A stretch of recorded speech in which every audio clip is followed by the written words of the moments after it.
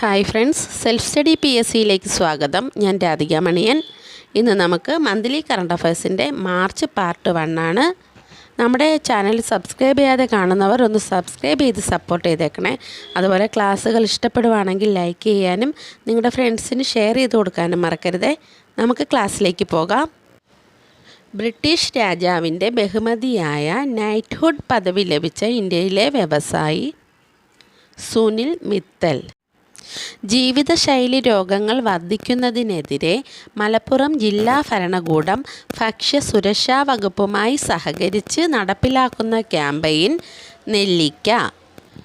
അന്താരാഷ്ട്ര ബൗദ്ധിക സ്വത്തവകാശ സൂചിക 2024 പ്രകാരം ഇന്ത്യയുടെ സ്ഥാനം 42. ഒന്നാമത് US. 2023 ഇന്ത്യയുടെ സ്ഥാനം 42 തന്നെയായിരുന്നു. ഇന്ത്യയുടെ ജൻ ഔഷധി പദ്ധതിയുടെ ഭാഗമാകുന്ന ആദ്യ വിദേശ രാജ്യം മൗറീഷ്യസ്.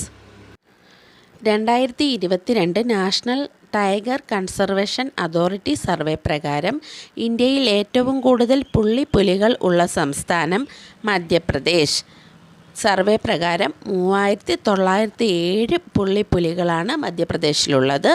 രണ്ടാമത് മഹാരാഷ്ട്ര, മൂന്നാമത് കർണാടക. സർവേ പ്രകാരം കേരളത്തിലെ പുള്ളിപ്പുലികളുടെ എണ്ണം 570 ആണ്.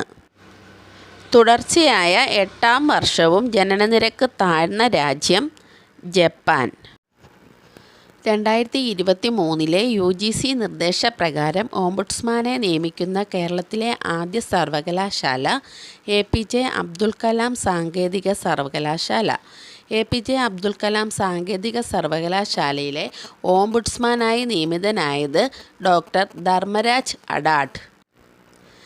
കേന്ദ്ര സർക്കാരിൻ്റെ നദീതട മാനേജ്മെൻറ്റ് പദ്ധതിയിലേക്ക് തിരഞ്ഞെടുത്ത 6 നദികളിൽ കേരളത്തിൽ നിന്നും ഉൾപ്പെട്ട നദി പെരിയാർ.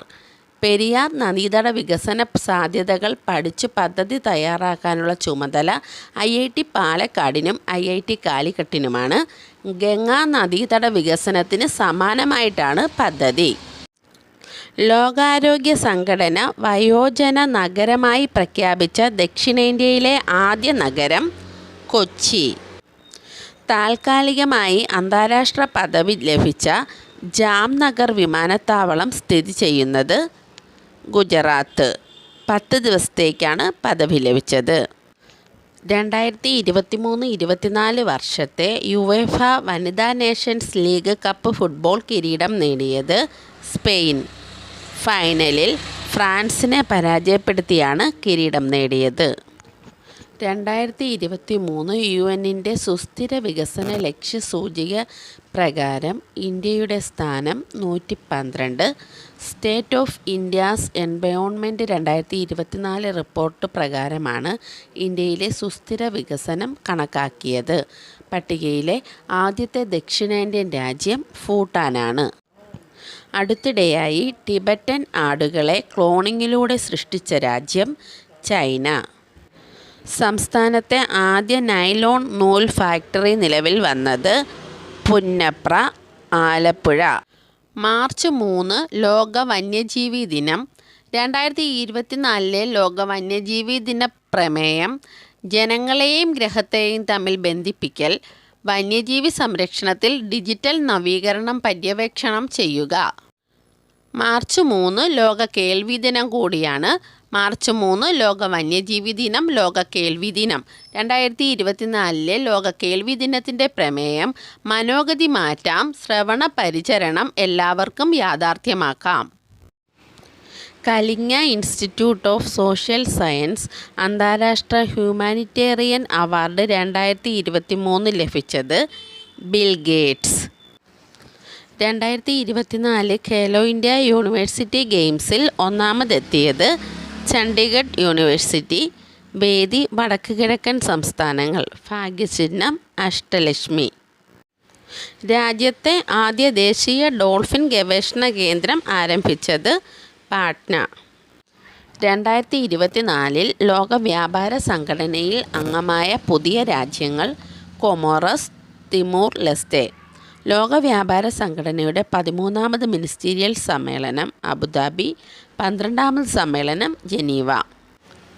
2023 കേരളത്തിൽ ഏറ്റവും കൂടുതൽ ആഭ്യന്തര സഞ്ചാരികൾ സന്ദർശിച്ച ജില്ല എറണാകുളം.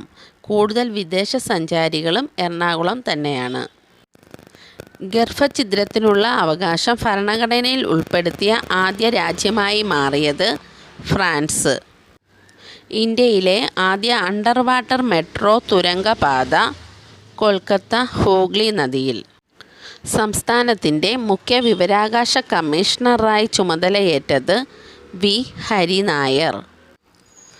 2024 17ാമത് മലയാറ്റൂർ പുരസ്കാരം ലഭിച്ചത് സാറ ജോസഫ്. എസ്തഫർ എന്ന നോവലിനാണ് പുരസ്കാരം ലഭിച്ചത്. 25,000 രൂപയും പ്രശസ്തി പത്രവും അടങ്ങുന്നതാണ് പുരസ്കാരം.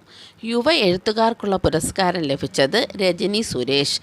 തപസ്യയുടെ സംസ്ഥാന വൈസ് പ്രസിഡൻ്റായ രജനി സുരേഷിൻ്റെ വള്ളുവനാടൻ വിഷുക്കുടുക്ക എന്ന ഓർമ്മക്കുറിപ്പുകൾ അടങ്ങുന്ന പുസ്തകത്തിനാണ് പുരസ്കാരം ലഭിച്ചത്. 10,000 രൂപയും പ്രശസ്തി പത്രവും അടങ്ങുന്നതാണ് പുരസ്കാരം. തകഴി സാംസ്കാരിക വകുപ്പിന് കീഴിലെ 2023 തകഴി പുരസ്കാരം ലഭിച്ചത് MK സാനുവിന്. കുടുംബശ്രീയുടെ ഉച്ചഭക്ഷണ വിതരണ പദ്ധതി ലഞ്ച് ബെൽ. മാർച്ച് 8 വനിതാ ദിനം. 2024 പ്രമേയം സ്ത്രീകളിൽ നിക്ഷേപിക്കുക, പുരോഗതി ത്വരിതപ്പെടുത്തുക. വന്യജീവി ആക്രമണം പ്രത്യേക ദുരന്തമായി പ്രഖ്യാപിക്കുന്ന ആദ്യ സംസ്ഥാനം കേരളം. 18 വയസ്സ് പൂർത്തിയായ വനിതകൾക്ക് പ്രതിമാസം 1,000 രൂപ നൽകുന്ന ഡൽഹി സർക്കാരിൻ്റെ പദ്ധതി മുഖ്യമന്ത്രി മഹിളാ സമ്മാൻ യോജന. മലയാളിയായ മനോജ് ചാക്കോയുടെ നേതൃത്വത്തിൽ ആരംഭിച്ച വിമാന പദ്ധതി ഫ്ലൈ 91. സുസ്ഥിര ടൂറിസം, ഉത്തരവാദിത്ത ടൂറിസം എന്നിവയ്ക്ക് പ്രാധാന്യം നൽകി കേന്ദ്ര ടൂറിസം മന്ത്രാലയം നടപ്പാക്കുന്ന പദ്ധതി സ്വദേശി ദർശൻ 2. പദ്ധതിയിലേക്ക് കേരളത്തിൽ നിന്നും തിരഞ്ഞെടുക്കപ്പെട്ടത് കുമരകം ബേപ്പൂർ.